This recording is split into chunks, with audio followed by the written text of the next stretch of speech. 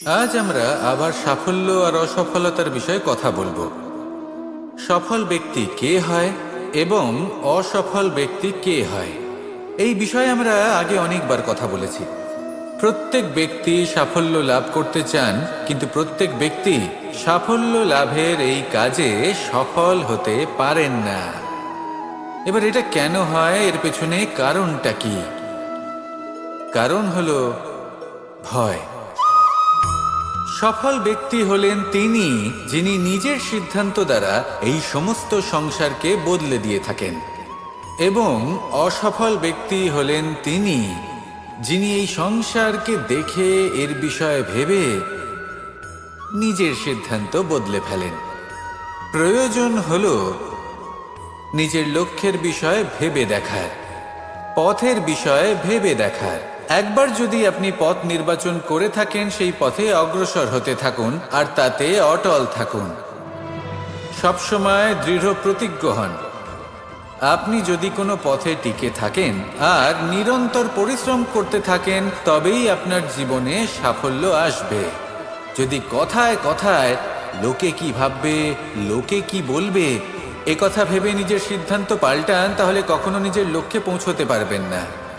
আসুন আমার সাথে ভালোবেসে বলুন, রাধা রাধা। একটি সোনার মুদ্রা নিন, সেটা জলে ফেলে দিন, তারপর তুলে নিন।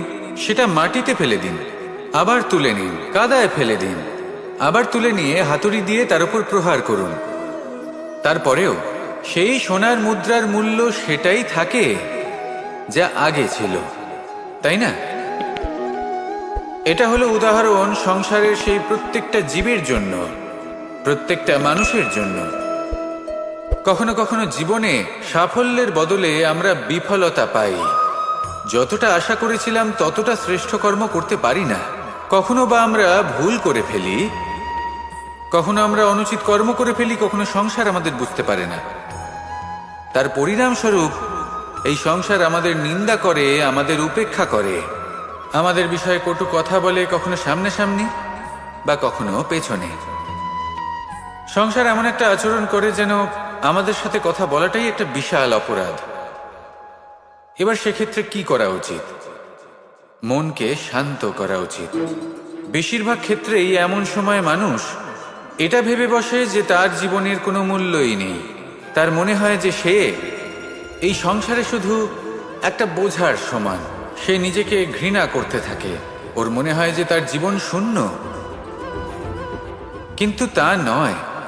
আপনি সোনার মুদ্রার মতো। যদি আপনার মধ্যে সেই গুণ থাকে, আপনি শ্রেষ্ঠ কর্ম করেন, আপনার মধ্যে সেই বিদ্যা থাকে, আপনি নিরন্তর প্রয়াস করেন, সৎকর্মের পথে এগোতে থাকেন, তাহলে আপনার নিজের যে মূল্য তৈরি হয়, সেটা কোনো পরিস্থিতিতে কোনো ব্যক্তি আপনার থেকে কেড়ে নিতে পারবে না।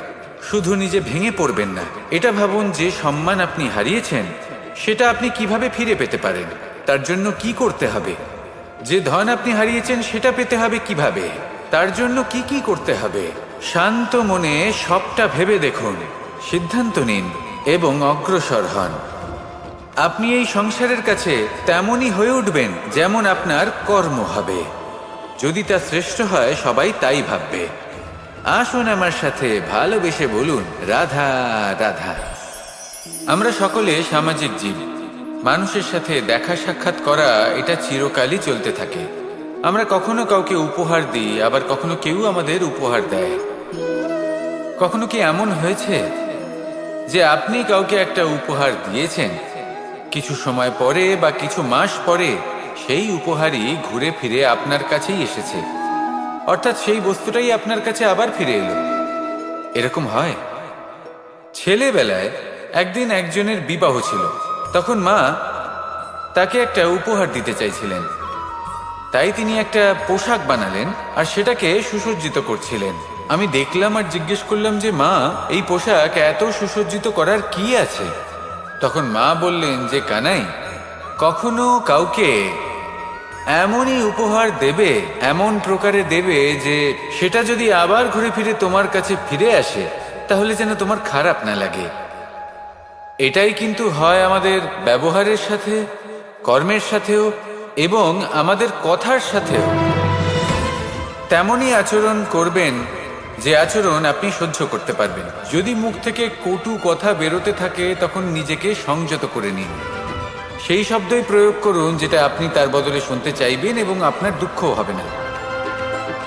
কারণ আপনার কর্ম এমন একটা উপহার যেটা আবার ঘুরে ফিরে ফলস্বরূপ আপনার কাছেই আসবে। সেই জন্য নিজের আচরণ শুভ করুন, নিজের মানসিকতা শুভ করুন, নিজের মুখ থেকে মধুর বাণী নিঃসৃত করুন আর এইভাবেই মধুরভাবে বলুন,